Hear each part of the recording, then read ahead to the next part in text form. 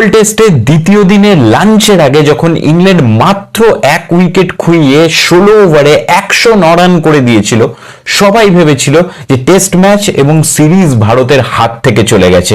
কিন্তু দুই দুরন্ত বোলার মোহাম্মদ সিরাজ এবং প্রসিদ্ধ কৃষ্ণা একটা অভূতপূর্ব কামব্যাক ঘটালো। পেসারদের লাইন, লেন্থ, অ্যাকিউরেসি, স্পিড নিয়ে অনেক কথা বলা হয়, কিন্তু তাদের এই বুকের পাটা এবং স্ট্যামিনা নিয়ে অত কথা বলা হয় না। মোহাম্মদ সিরাজ যে অক্লান্ত পরিশ্রম করেছে এই সিরিজে, যখনই দরকার হাত উঠিয়েছে এবং সবকটা টেস্ট খেলেছে।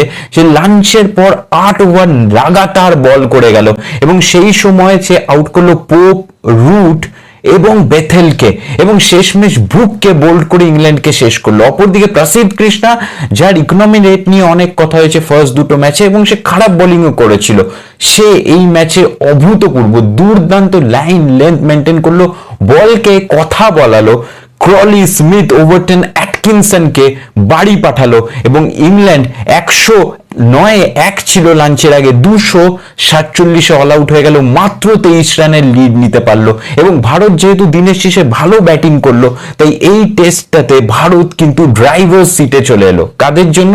সেই দুই বোলারের জন্য, বুমরা বিহীন ভারতের দুই বোলার সিরাজ এবং কৃষ্ণা।